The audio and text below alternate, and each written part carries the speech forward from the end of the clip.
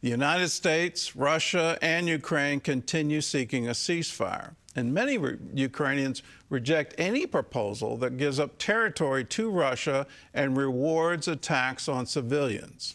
Meanwhile, Moscow's relentless campaign of drone and missile strikes continues across the country of Ukraine. Chuck Holton reports from Kyiv.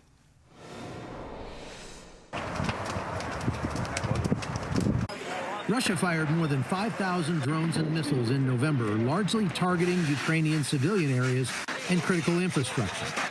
The strikes leave neighborhoods without power, damage rail lines, and force millions to rely on generators yet again. The nightly attacks are shaping Ukrainian views toward the ongoing ceasefire negotiations, deepening fears that any deal reached abroad won't reflect the reality Ukrainians live with every day. We just got to Odessa a few hours ago, and as soon as it got dark, the air defenses over the Black Sea started going off, and they've been firing into the air long lines of tracers. Not exactly sure what they're shooting at, but you can guess it's probably a drone incursion or something like that. You can hear the firing continuing back there behind me. At this year's Ukrainian National Prayer Breakfast, participants joined in prayer for the war to end. You're not forgotten. You're not forsaken. President Volodymyr Zelensky offered a message that continues resonating as the country weighs what peace should mean.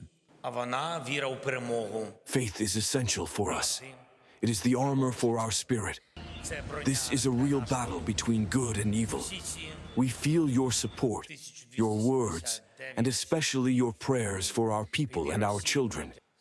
They remind us we are not alone, and that together we can stop this darkness.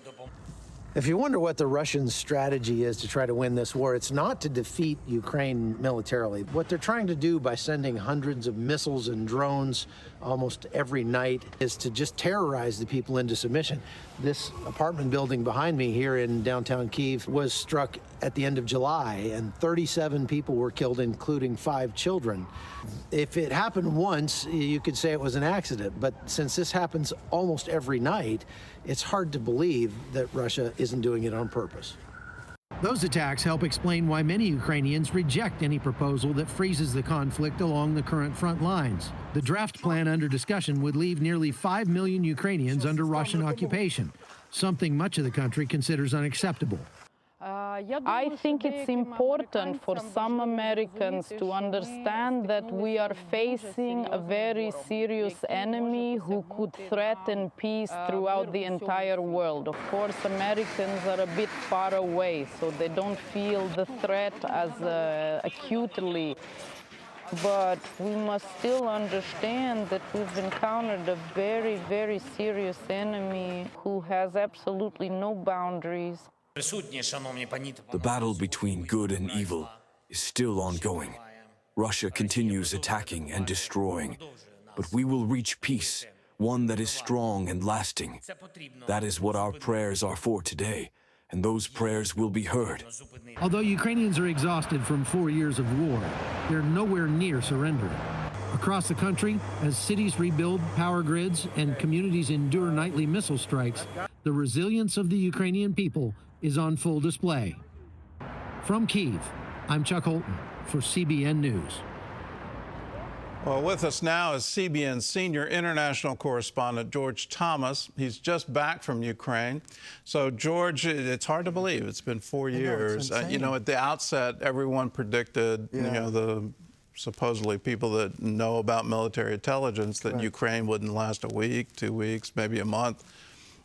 Here we are 4 years later. Unbelievable. Yeah, absolutely is. I mean, I spent 4 months. I was there in Ukraine shortly before the war started. I found myself in Kyiv when the bombs started dropping on February 22nd at 4 o'clock in the morning.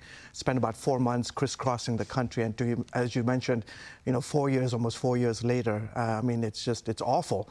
About 1.2, 1.3 million people have lost their lives. Tens of thousands have been injured. I did a story just yesterday about 50,000 Ukrainian soldiers have lost limbs. It's just between 50,000 to 80,000. It's just awful. It really is, yeah.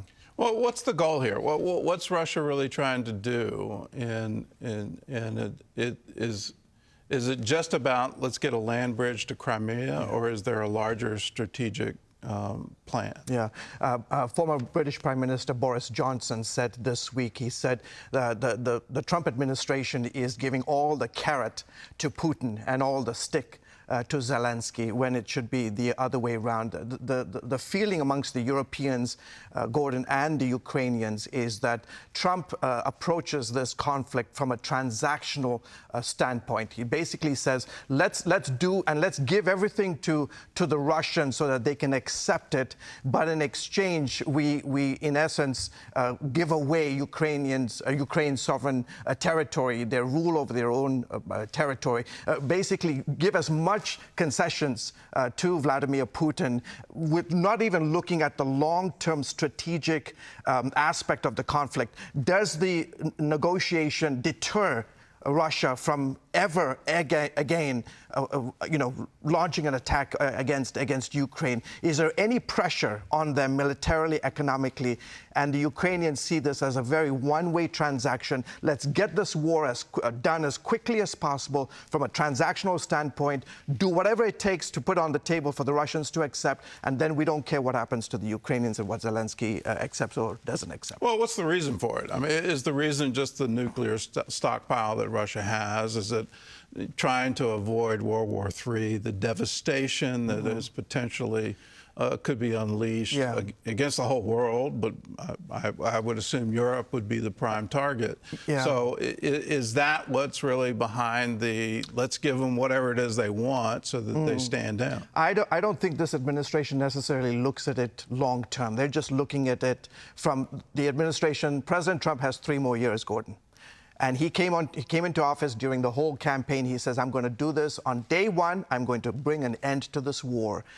We're not there yet.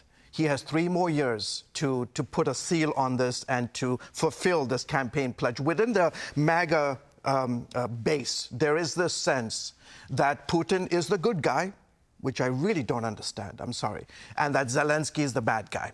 In fact, this week, Trump basically called Zelensky in an interview with Politico. He called Zelensky the P.T. Barnum. This guy is a huckster. He basically managed to get President Biden to give him $320 billion. And what do we have to show for it after all these years? Has accused the Ukrainian government of rampant corruption. I said there's no corruption here in the United States or any other country around the world. So there's this narrative that Ukraine is bad, Putin is good, Russia is good, and the base does peddle that. And this is what Zelensky is fighting against. I think what he has on his side today is that the Europeans are basically buffeting against the Trump administration's proposal. You know, this 28 plan that came out about 2 weeks ago, that basically, the controversy was that, was this 28 plan written by Moscow? Because Moscow completely agreed to everything. And it, in essence, really put a danger to Ukraine's territorial integrity. So that's, again, it's part of that narrative that continues to flow within the mainstream media and within the MAGA base. Well, I think the MAGA base is fractured on it. I think there's support for Ukraine within that base. And this could be an issue that literally divides that. Sure. And, just politically looking at the midterms, if it's viewed that there's capitulation to Russia, I don't think that that's going to play well with the American people. Yeah. I'll give you a parallel that, the Obama administration ran on, we will get out of Afghanistan and we will get out of Iraq. They didn't get out. They left that to Biden. They did get out of Iraq and pulled the troops out, and in the vacuum, ISIS came up. Yep. We saw what happened under the Biden administration with the pullout from Afghanistan. It was a national disgrace. Are we at risk of that? Just to say, let's not have World War III. Are we actually fueling Russian aggression? And I'll add another point. Yeah. The Russian foreign minister last week said the U.S. is our adversary. They're not thinking Ukraine. They're thinking globally. So shouldn't we be thinking globally? Well, there's something within the narrative of this administration that wants to continue coddling the Kremlin on this very issue, when in fact, if the analysts say, if we're able to stand absolutely with a straight backbone and a spine to serve notice to Putin, to bring an end to this, put the squeeze of the economic sanctions. This is what Zelensky is so afraid of, that in this enormous pressure, Gordon, that he is facing from the Trump administration, that, you know, he came back just last week, says, I am not going to give up my territory. I mean, if you look at a map right here of Ukraine, where the sticking point is that region of the Donbass region. What Vladimir Putin, he already has most of Luhansk, most of Donetsk. There's that red area, and I've been to those two cities of Kramatorsk and Slavyansk. He's basically telling the Ukrainians, hey, you know what? We've taken 11 years trying to conquer this territory. Go ahead and just give it all to us, and there will be peace. Not only that, all your troops that are there in that red area, back them up. Back them all the way up, you know. And keep in mind, Ukraine has spent the last 11 years fortifying that place. That's why it's taken the Russians, this mighty Russian army, 11 years. They've still not conquered it. So what the Russians are saying, just give us all this territory that belongs to you, give it to us. And then recognize the territories that we've already seized, and there'll be peace. And the Ukrainians are saying, yo, we had a thing called the Budapest Agreement back in the 1990s that basically said, if we give up the third largest tactical nuclear weapons that we have in possession, give it up, that the Russians, the Americans, and the English would come to our defense if any other country would attack us. Well, guess what? 20 years later, Russia attacked Ukraine. And what did the United States do? Nothing. What did the Brits do? Nothing. This plays on the Obama Ukraine. gave him a pass. Of course. Yeah. And this there plays... There wasn't even an attempt. No. But in the aftermath of that, Ukraine absolutely, it was the largest military mobilization in history. Absolutely. Yeah. They now have the largest army in Europe, 800,000 strong. Yeah. So if the United States... And Putin wants it to cap that at 500,000. If the United States pulls out, will Ukraine go alone? They wouldn't go. They need the Europeans. They need the Europeans. And we've heard rumors, you know, Macron has talked about potentially deploying troops. Germany has stepped up. There's the Europeans are basically, they're coming up with a counter-proposal to the Trump administration's 28-point peace plan, because they know it's on their border. They know it's on their border. The United States is an ocean away. They know that this is their fight, and if they give up, Putin, maybe not tomorrow, maybe not next year, but with his grand idea of a reconstituted former Soviet Union, with Ukraine being the buckle of that, being the epicenter of it, there's no guarantee that the Russians will suddenly say, you know what, there's going to be peace, let's just all sing Kumbaya, and everything's going to be okay. The Ukrainians don't believe it. Neither do the Europeans. George obviously feels very strongly about this issue. and he spent a lot of time in Ukraine, and he really identifies with the Ukrainian people. I hope you get that spirit coming through, that they really do want to fight. They view it as their national identity at stake. And on the other side, the Russian propaganda that they're Nazis and they deserve it, and all of this has gone throughout Russia. Let's pray. There is a God, and He does care about His children. Let's pray that there would be peace, that Russia would come to its senses and say, no, we shouldn't continue this horror. The war has been absolutely horrible.